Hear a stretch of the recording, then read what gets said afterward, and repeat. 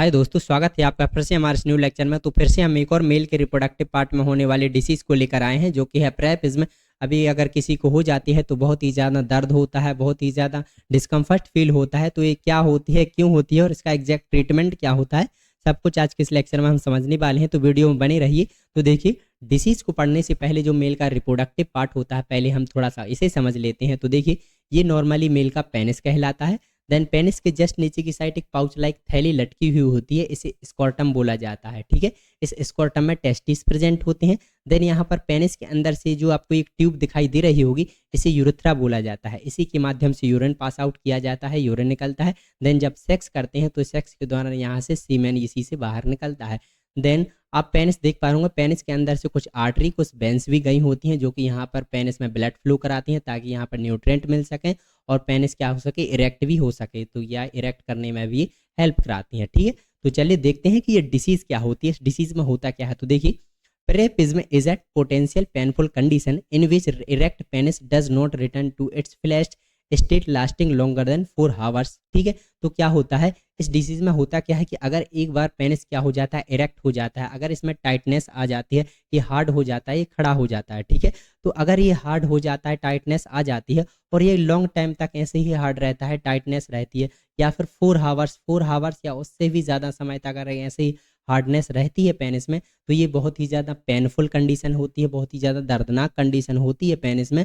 और यहाँ क्या होता है, बहुत ही ज़्यादा दर्द होता है और ये डिसीज़ कहलाती है पेरिपिज्म। इसे हम पेरिपिज्म डिसीज़ कहते हैं। तो ये एक डिसीज़ है। नॉर्मली क्या होता है कि नॉर्मली जब एक मेल फीमेल के साथ सेक्स करता है तो उस टाइम पे भी क्या होता है, पेनिस इरेक्ट हो जाता है। लेकिन जैसे ही सेक्स करने के बाद क्या होता है, सेक्स करने के बाद क्या होता है, जैसे ही यहाँ से सीमेन निकल जाता है, जैसे ही पेनिस से सीमेन निकलेगा तो वैसे ही पेनिस क्या हो जाता है, लूज हो जाता है वापस से। ठीक है, लूज हो जाता है, या फिर मेल क्या होता है, जैसे ही सेक्स के बारे में सोचता है तो ये इरेक्ट हो जाता है, लेकिन ये वापस से लूज भी हो जाता है। लेकिन ये वो कंडीशन नहीं है, ये ऑटोमेटिक ही अगर इसमें इरेक्टाइल हो जाता है, जो पेनिस है ये ऑटोमेटिक ही इरेक्ट हो जाए और ये वापस से लूज ना हो, ये 4 आवर्स तक ही ऐसे ही इरेक्ट रहे, तो उस कंडीशन को क्या बोला जाता है, पेरिपिज्म डिसीज हम बोलते हैं। ठीक है, इट इज़ मेडिकल इमरजेंसी, ये मेडिकल इमरजेंसी कंडीशन होती है, यहाँ पर ट्रीटमेंट लेना बहुत ही आवश्यक होता है। और अगर ये कंडीशन बनती है तो बहुत ही ज़्यादा व्यक्ति को पेन होता है, दर्द पेनिस में बना रहता है। ठीक है, चलिए इसके बाद देखिए, जो पेरापिज्म है इसे 2 पार्टों में डिवाइड किया जाता है। इसके 2 टाइप होते हैं। फर्स्ट है इसका ischaemic priapism. This is the most common type of where blood gets trapped in the erection chamber and can't leave the penis. तो क्या होता है, जो इरेक्शन चेम्बर होता है, ये इरेक्शन चेम्बर होता है, यहाँ पर ब्लड फ्लो होता है। लेकिन इसमें क्या होता है कि अगर यहाँ पर एक बार ब्लड फ्लो हुआ और इसमें इरेक्टाइल हो गया, अगर ये इरेक्ट हो गया, ये हार्डनेस आ गई इसमें, और इसमें क्या हो गया, फिर ब्लड इसमें फंस गया। ठीक है, तो अगर इसमें ब्लड फंस जाएगा तो ये वापस से लूज नहीं होगा, ब्लड अगर इसमें फंसा रहेगा तो। ठीक है, तो ये कंडीशन बहुत ही ज़्यादा पेनफुल होती है, बहुत ही ज़्यादा इसमें दर्द होता है, और अगर ये वापस से लूज नहीं होता तो। ठीक है, देखिए, painful and require urgent medical emergency. तो इसमें क्या होता है, व्यक्ति को इमरजेंसी कंडीशन होती है ये, इसमें ट्रीटमेंट लेना बहुत ही ज़्यादा आवश्यक होता है। और इसमें क्या होता है, क्योंकि बहुत ही ज़्यादा दर्द भी होता है पेनिस में। ठीक है, इसके बाद नॉन इस्केमिक पेरिपिज्म देखिए, this less common type is usually less painful and occurs when there is an excessive flow of blood to the penis. तो देखिए, एक नॉन इस्केमिक होता है, इसमें कोई भी पेन, कोई भी दर्द नहीं होता। इसमें क्या होता है, अगर एक बार एक्सेसिव ब्लड फ्लो हो जाता है इसमें, जिसके कारण अगर इसमें हार्डनेस आ जाती है, इरेक्ट हो जाता है, तो ये कुछ समय के बाद क्या होता है कि वापस से लूज भी हो जाता है, वापस से इस प्रकार से लूज भी ये आसानी से हो जाता है। तो ये एक नॉन इस्केमिक कंडीशन होती है, इसमें कोई भी दर्द नहीं होता। लेकिन इस्केमिक में क्या होता है, बहुत ही ज़्यादा दर्द होता है अगर इसमें ब्लड फंस जाए, और फंसने के कारण अगर इसमें टाइटनेस आ जाए और 4 आवर्स या उससे ज़्यादा समय तक अगर ऐसे ही टाइट रहे, तो बहुत ही ज़्यादा दर्द होगा व्यक्ति को। ठीक है, इसके बाद देखिए, चलिए इसके बाद बात करते हैं कॉजेस की। ऐसे क्या क्या कॉजेस होते हैं, ऐसे क्या कारण होते हैं जिसके कारण प्रेपिज्म की डिसीज हो जाती है एक व्यक्ति में। तो चलिए हम वो देखते हैं। तो फर्स्ट है इसका ब्लड डिसीज। अगर ब्लड में कोई डिसीज है, मान लीजिए सिकल सेल एनीमिया है। सिकल सेल एनीमिया क्या होता है, जो ब्लड होता है, ब्लड में जो आरबीसी होती हैं, अगर उनका शेप और साइज चेंज हो जाता है तो उसे सिकल सेल एनीमिया कहा जाता है। तो सिकल सेल एनीमिया होने के कारण जहाँ जिस पार्ट में ब्लड ठीक तरह से पहुँचना चाहिए वहाँ पर ठीक तरह से नहीं पहुँच पाता है, फंसने लगता है। देखिए, अगर यहाँ पर आर्टरी के थ्रू यहाँ पर ब्लड फ्लो हुआ है और सिकल सेल एनीमिया है तो यहाँ पर ब्लड फंसने के चांसेस होते हैं, और अगर यहाँ पर ब्लड फंस जाता है और वापस से ब्लड वापस नहीं जा पाता है तो यहाँ पर फंसे रहने के कारण पेनिस में इरेक्शन बना रहेगा, ये पेनिस लूज नहीं होगा, इसमें हार्डनेस बनी रहेगी, जिसके कारण ये प्राइपिज्म की डिसीज भी कंडीशन हो सकती है। ठीक है। इसके बाद ल्यूकेमिया। ल्यूकेमिया क्या होता है? ब्लड कैंसर होता है। ब्लड कैंसर होने के कारण भी क्या हो सकता है? ये प्राइपिज्म की डिसीज हो सकती है। ठीक है। इसके बाद मेडिकेशन। कुछ मेडिकेशंस भी होती हैं जो कि पैरापिज्म डिसीज को अफेक्ट करती हैं, जैसे कि such as certain anti depressant. अगर आप डिप्रेशन के शिकार हैं और डिप्रेशन होने के कारण आप एंटी डिप्रेसेंट मेडिकेशन ले रहे हैं तो एंटी डिप्रेसेंट मेडिकेशन भी क्या कर सकती हैं? पेनिनियल एरिया में और पेनिस में अफेक्ट कर सकती हैं, और हो सकता है उसके कारण भी इरेक्शन बना रहे पेनिस में। ठीक है। इसके बाद सब्सटेंस एब्यूज। कुछ क्या होते हैं? एल्कोहल और ड्रग लाइक कोकीन। तो ये एल्कोहल ड्रग जैसे कोकीन हो गया तो ये क्या करते हैं? ये भी पेनिनल एरिया और साथ ही साथ ये पेनिस के ब्लड फ्लो में अफेक्ट कर सकती हैं, जिसके कारण पैरापिज्म की डिसीज में भी चांसेस होते हैं। ठीक है। इसके बाद बात करते हैं ट्रूमा और इंजुरी। देखिए यहाँ पर हमें पता ही है कि जब यहाँ पर ब्लड फ्लो होता है पेनिस में तब ये इसमें इरेक्शन आती है, तब ये टाइटनेस होता है। लेकिन अगर यहाँ पर किसी भी कोई इंजुरी हो जाए, कोई चोट हो जाए और यहाँ पर ब्लड फ्लो ठीक तरह से नहीं हो पाए, अगर ब्लड फ्लो हुआ है और ये वापस से बैक फ्लो ना हो पाए तो क्या हो सकता है कि इसमें हार्डनेस भी बनी रह सकती है, और इस हार्डनेस के कारण प्राइपिज्म की डिसीज भी हो सकती है। ठीक है। इसके बाद अब हम बात चलिए इसके बाद बात करते हैं स्पाइनल कॉर्ड इंजरी। तो जो स्पाइनल कॉर्ड का लोअर पार्ट होता है वो सेक्सुअल अराउजल को कंट्रोल करता है, सेक्स पार्टों को कंट्रोल करता है। तो जैसे ही अगर स्पाइनल कॉर्ड में कोई भी इंजरी हो जाएगी, इफेक्ट हो जाएगी स्पाइनल कॉर्ड, तो वो कंट्रोल नहीं कर पाएगी, जिसके कारण इरेक्शन बने रहने के चांसेस होती हैं। ठीक है। इसके बाद वास्कुलर डिसऑर्डर। तो जो ब्लड वेसल्स हैं, आर्टरी हैं, वेंस हैं, जो ब्लड को फ्लो करा रही हैं, अगर इनमें ही कोई डिफेक्ट है, अगर इसमें इनलार्जमेंट हुआ है, इसमें कोई ब्लॉकेज है, जिस कंडीशन में क्या हो सकता है? ब्लड फ्लो नहीं हो पाएगा ठीक तरह से, तो जिस कंडीशन में ये प्राइपिज्म की डिसीज हो सकती है। ठीक है। इसके बाद थ्रोम्बोसिस। थ्रोम्बोसिस क्या होता है? ब्लड क्लॉट होता है। अगर यहाँ पर ब्लड का क्लॉट हो गया है, थक्का जम गया है, जिस कारण से क्या हो सकता है? ब्लड फंस सकता है, और ब्लड फंसने से क्या हो सकता है? अगर इसमें इरेक्शन बने रहने के चांसेस बहुत ज़्यादा होते हैं। ठीक है। इसके बाद अब हम बात करते हैं डायबिटीज़ मेलाइटिस। अगर किसी व्यक्ति को डायबिटीज़ मेलाइटिस की डिसीज़ है तो diabetes mellitus peripheral nervous system और ऑटोनोमिक नर्वस सिस्टम को अफेक्ट करती है।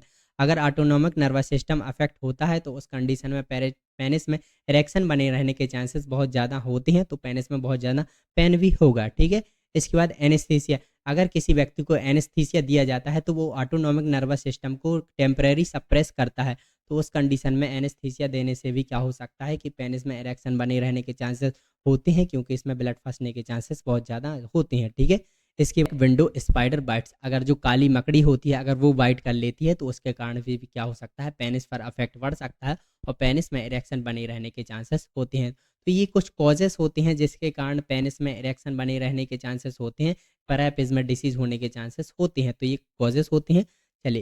चलिए इसके बाद अब हम देखते हैं साइन एंड सिम्टम्स कि अगर किसी व्यक्ति को ये डिसीज़ होती है, पैरापिज्म की डिसीज़ होती है, तो उसको क्या साइन और सिम्टम्स देखने को मिलते हैं, चलिए वो देखते हैं। तो फर्स्ट इसका इस्केमिक पैरापिज्म। इस्केमिक पैरापिज्म अभी हमने पढ़ा था कि अगर पेनिस में ब्लड फंस जाता है तो उस कंडीशन में अगर पेनिस में इरेक्शन बना रहता है उसे इस्केमिक पैरापिज्म बोलते हैं, और इसमें बहुत ही ज़्यादा दर्द होता है। ठीक है। देन नॉन इस्केमिक में दर्द नहीं होता है, नॉर्मली ब्लड फ्लो होने के कारण ये होता है। तो चलिए इस्केमिक पैरापिज्म में क्या क्या सिम्टम्स देखने को मिलते हैं, चलिए वो देखते हैं। तो देखिए unwanted erection lasting more than 4 hours. तो ये अनवांटेड इरेक्शन होता है, मतलब कभी भी किसी भी टाइम पे इसमें इरेक्शन आ जाता है, और वो इरेक्शन 4 आवर्स या उससे भी ज़्यादा समय तक चल सकता है। 4 आवर्स या उससे भी ज़्यादा समय तक इसमें टाइटनेस बनी रह सकती है। ठीक है। चलिए इसके बाद देखते हैं rigid penile shaft but sexual soft dip of penis. तो जो पेनिस की जो शाफ्ट होती है, ये वाली जो बीच वाला पार्ट होता है, इसे शाफ्ट बोलते हैं। तो ये शाफ्ट तो बहुत ही ज़्यादा टाइटनेस रहेगी, हार्डनेस रहेगी, लेकिन जो पेनिस का जो आप एंड पोर्शन देख पा रहे हैं इसे हम ग्लैंस बोल रहे हैं। तो ये ग्लैंस क्या रहेगा? सॉफ्ट रहता है, इसमें कोई भी टाइटनेस नहीं रहती है। बट ये जो शाफ्ट होती है आप देख पा रहे हो इसमें टाइटनेस रहती है, बनी रहती है। ठीक है। इसके बाद erection not related to sexual stimulation. तो इसका इरेक्शन होने का कोई भी सेक्सुअल से कोई भी संबंध नहीं है, सेक्स से कोई भी संबंध नहीं है। बिना किसी सेक्स के ये किसी भी टाइम पे कभी भी इसमें इरेक्शन आ सकती है, और ये इरेक्शन 4 आवर्स या उससे ज़्यादा समय तक चल सकती है, जिसके कारण क्या हो सकता है? व्यक्ति को बहुत ही ज़्यादा पेन होगा, बहुत ही ज़्यादा डिस्कम्फर्टनेट होगा। ठीक है। इसके बाद देखिए यूजुअली पेनफुल और टेंडस पेनिस। तो अगर ये ऐसी कंडीशन बनती है किसी भी टाइम पे ऐसा ही होता है, टाइटनेस होती है इसमें, और बहुत ही ज़्यादा बना रहता है कुछ इस प्रकार से, तो बहुत ही ज़्यादा दर्द होता है और ये दर्द बना रह सकता है, ठीक है। चलिए इसके बाद बात करते हैं नॉन इस्केमिक पैरापिज्म की। तो इसमें क्या क्या सिम्टम्स देखने को मिलते हैं, चलिए वो देखते हैं। तो देखिए, unwanted erection lasting at least 4 hours, तो ये भी किसी भी टाइम पे इरेक्शन आ सकती है, इसमें टाइटनेस आ सकती है और 4 आवर्स तक ये चल सकता है, ठीक है। इसके बाद देखिए, erect but not rigid penile shaft, तो ये इरेक्ट तो होगा, इसमें टाइटनेस तो होगी, लेकिन ये बहुत ज़्यादा जो शाफ्ट होती है इसमें कोई भी ज़्यादा हार्डनेस नहीं आती, बहुत ही ज़्यादा हार्डनेस, ये कठोर नहीं होता, ठीक है। इसके बाद देखिए, erection not related to sexual stimulation, इसका भी कोई भी सेक्स से संबंध नहीं होता, ये किसी भी टाइम पे इसमें इरेक्शन आ सकते हैं, किसी भी टाइम पे इसमें टाइटनेस हो सकती है। परसिस्टेंट आफ्टर स्टिमुलेशन, मतलब कि सेक्स करने के बाद भी ये इरेक्शन बनाए रह सकती है, इसमें इरेक्ट हो सकता है, ठीक है। इसके बाद देखिए, यूजुअली पेनलेस, तो ये पेनलेस कंडीशन होती है, ये नॉन स्कैम में क्या होती है, पेनलेस होती है, इसमें ज़्यादा दर्द नहीं होता व्यक्ति को, ठीक है। इसके बाद डिफ़िकल्टी यूरिनेशन, तो यूरिन पास आउट करते समय क्या हो सकता है, बहुत ही ज़्यादा डिफ़िकल्टी होगी अगर पेनिस में ऐसे ही टाइटनेस बनी रहेगी तो, ठीक है। तो ये कुछ साइन और सिम्टम्स होते हैं जो मैनुअली देखने को मिलते ही हैं। चलिए इसके बाद हम बात करते हैं डायग्नोस्टिक एवेल्यूएशन। डायग्नोस्टिक एवेल्यूएशन इसे कैसे किया जाता है, पेरिपेज्मा डिसीज होती है तो उसे कैसे डायग्नोस किया जाता है, चलिए वो देखते हैं। तो फर्स्ट है हिस्ट्री कलेक्शन। हिस्ट्री कलेक्ट करते हैं, हम देखते हैं कि पहले कभी पेरिनियल एरिया में कोई भी इन्फेक्शन तो नहीं हुआ था, कोई भी डिसीज कंडीशन तो नहीं हुई थी, ठीक है। इसके बाद फिजिकल एग्जामिनेशन। फिजिकल एग्जामिनेशन में पेनिनियल एरिया और साथ ही साथ पेनिस को पूरी तरीके से अच्छी तरीके से विजुअलाइज किया जाता है, देखा जाता है, उसका एग्जामिनेशन किया जाता है, ठीक है। इसके बाद ब्लड टेस्ट किया जाता है। ब्लड टेस्ट में देखा जाता है कि ब्लड में कोई भी इन्फेक्शन तो नहीं है, ब्लड कैंसर तो नहीं है, या फिर सिकल सेल एनीमिया की कंडीशन तो नहीं हुई है, तो ये सब टेस्ट किए जाते हैं ब्लड टेस्ट में, ठीक है। इसके बाद अल्ट्रासाउंड के माध्यम से भी क्या किया जाता है कि इसको डायग्नोस किया जा सकता है। इसके बाद डॉपलर अल्ट्रासाउंड भी क्या होता है, एक इमेजिनेशन टेस्ट होता है, इसके माध्यम से क्या किया जाता है, ब्लड फ्लो को असेस करने के लिए कि वहाँ पर ब्लड फ्लो कितना हो रहा है कितना नहीं हो रहा है, उसे चेक करने के लिए डॉपलर अल्ट्रासाउंड किया जाता है। देन इसके बाद एमआरआई और सीटी स्कैन के माध्यम से भी इस डिसीज को डायग्नोस किया जाता है। चलिए चलिए इसके बाद बात करते हैं ट्रीटमेंट ऑफ इस्केमिक पैरापिज्म की, कि इसका ट्रीटमेंट क्या होता है मेनली, चलिए वो देखते हैं। तो फर्स्ट है इसका एस्पायरेशन। एस्पायरेशन क्या होता है कि एकदम से अगर इसमें ब्लड फ्लो होगा, ठीक है, ब्लड फ्लो हो जाता है और अगर वापस से ब्लड बैक नहीं जाएगा, तो इसमें अगर ब्लड बना रहेगा तो इसमें क्या होगा, टाइटनेस भी बनी रहेगी, इरेक्शन की कंडीशन बनी रहती है। तो उस ब्लड को क्या किया जाता है, सिरिंज के माध्यम से, निडल के माध्यम से एस्पायरेट किया जाता है, जो आप यहाँ पर देख पा रहे होंगे, वापस से खींचा जाता है उस ब्लड को जो एकदम से यहाँ पर फिल हो गया है, जिसके कारण इसमें टाइटनेस आ गई है, ठीक। इसके बाद बात करते हैं इंट्रावीनस ड्रग थेरेपी। कुछ इंट्रावीनस ड्रग थेरेपी दी जाती है, कुछ आईवी फ्लूइड दिए जाते हैं, जिसमें कि अल्फा एगोनिस्ट दिए जाते हैं, जैसे सच एज ड्यूलुटेड, न्यू साइनेफ्रेन एंड फेनिलेफ्रेन। ये कुछ मेडिकेशन होती हैं जो कि हमें इंट्रावीनसली थेरेपी दी जाती हैं, इंट्रावीनसली देनी होती हैं, ठीक है।